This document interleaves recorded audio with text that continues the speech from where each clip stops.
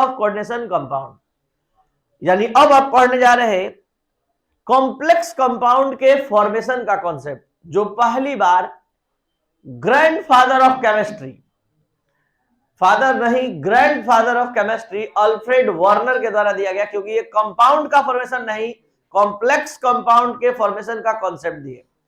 और ये complex compound का फॉर्मेशन का एक एक स्टेटमेंट जो वार्नर के द्वारा दिया गया, आप तभी समझ पाएंगे जब आपके माइंड में किसी भी कॉम्प्लेक्स कंपाउंड के फॉर्मेशन का ओरिजिनल कॉन्सेप्ट वर्तमान हो।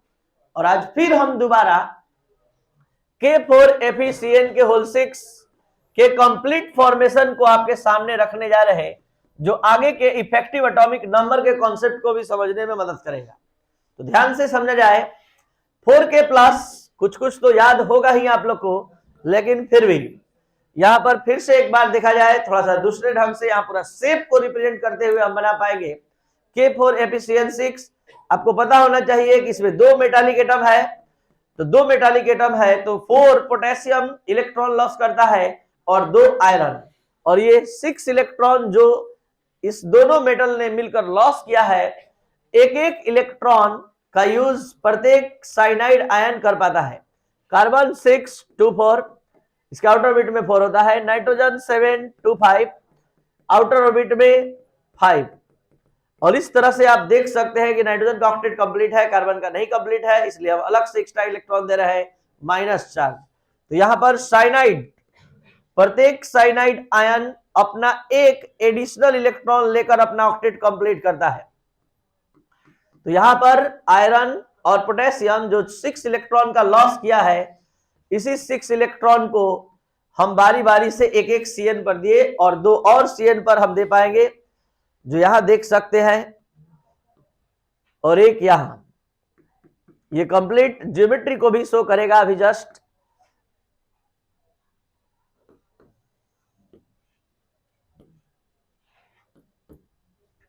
यहां से एक कोऑर्डिनेट बॉन्ड, यहां से कोऑर्डिनेट बॉन्ड, यहां से कोऑर्डिनेट बॉन्ड और यहां से कोऑर्डिनेट बॉन्ड, ठीक है। 4 पेयर इलेक्ट्रॉन इसने गेन किया।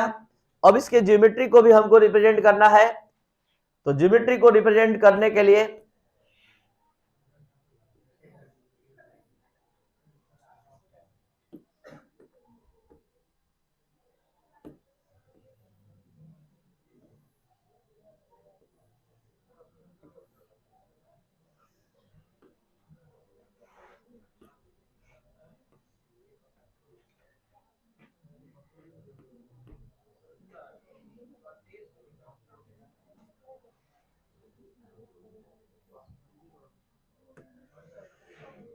अब आप लोग को ये बात इस पूरे फॉर्मेशन को समझने के बाद ये क्लियर हो गया होगा कि आयरन 2 इलेक्ट्रॉन का लॉस भी किया है और 6 पेयर इलेक्ट्रॉन का गेन भी किया है। जब ये आयनिक बॉन्ड का फॉर्मेशन कर रहा है तो ये 2 इलेक्ट्रॉन का लॉस कर रहा है, और जब ये कोऑर्डिनेट बॉन्ड का फॉर्मेशन कर रहा है तो 6 पेयर 12 इलेक्ट्रॉन को गेन कर रहा है। इस पूरे फॉर्मेशन के कॉन्सेप्ट को जब आप देख लिए तो यही से शुरू हो रहा है Werner's theory of coordination compound. Werner ने Werner's theory of coordination compound का कॉन्सेप्ट दिया, जिसमें इन्होंने ये बताया किसी कॉम्प्लेक्स कंपाउंड के कोऑर्डिनेशन स्फीयर में प्रेजेंट सेंट्रल मेटालिक एटम की 2 वैलेंसी होती है, एक प्राइमरी वैलेंसी और एक सेकेंडरी वैलेंसी।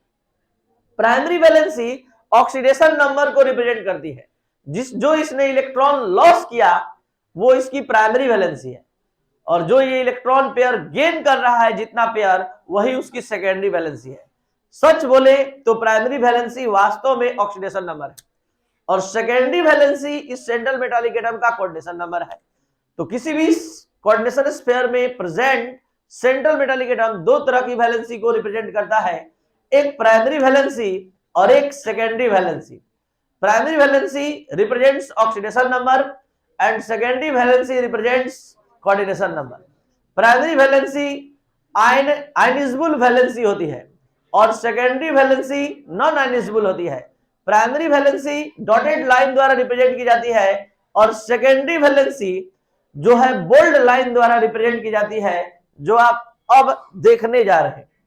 अब हम आपके सामने CONH3 का होल 6 का कंप्लीट स्ट्रक्चर बनाने जा रहे हैं, क्योंकि अब आप इस लेवल में नॉलेज के दुनिया के उस लेवल में पहुंच गए हैं कि आप कंपाउंड देखेंगे और थोड़ा सा ध्यान लगाएंगे तो आपको उसका ज्योमेट्री नजर आ जाएगा। जैसे CONH3 का होल 6 Cl3 का आपका ज्योमेट्री पूछा जाए तो आप क्या बताएंगे? ऑक्टाहेड्रल।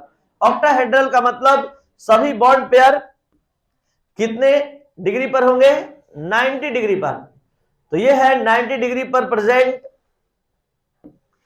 कोबाल्ट जो है NH3 के साथ 90 डिग्री पर रहते हुए ये कोऑर्डिनेट बॉन्ड बनाएगा।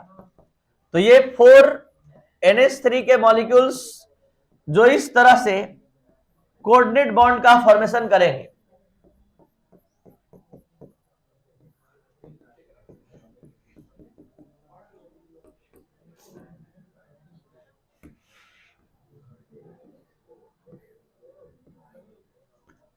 अब 2 NH3 को और आना है, जो आप देख सकते हैं, ये रहा पांचवा और ये छठा। ठीक है, तो ये अभी आया CONH3 का होल 6, अभी Cl3 को आना बाकी है।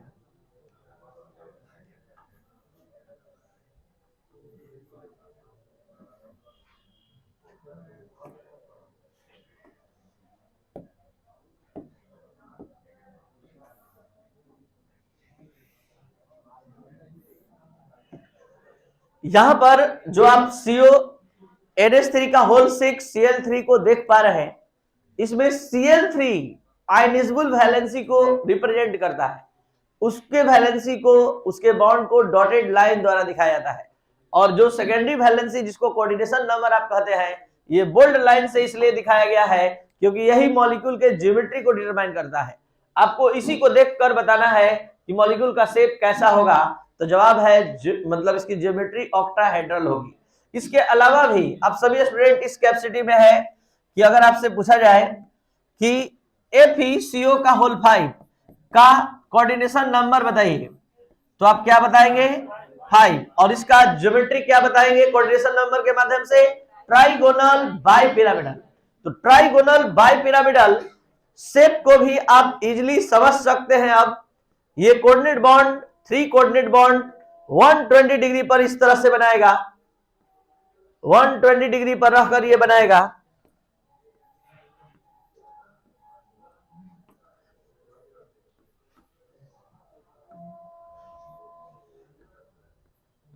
तो ये ट्राइगोनल बाइपिरामिडल शेप। तो कहने का मतलब क्या है कि Werner's theory of coordination compound के तहत इस बात की जानकारी मिलती है, इस कॉन्सेप्ट की जानकारी मिलती है कि central metallic atom contains 2 types of valency, first primary valency and second secondary valency. Primary valency represents oxidation number and secondary valency represents coordination number. Primary valency is ionizable valency and secondary valency is non-ionizable valency. Primary valency is denoted by dotted line and secondary valency is denoted by bold line. Primary valency represents oxidation number and it is ionizable valency. It is also called main valency of the central metallic atom.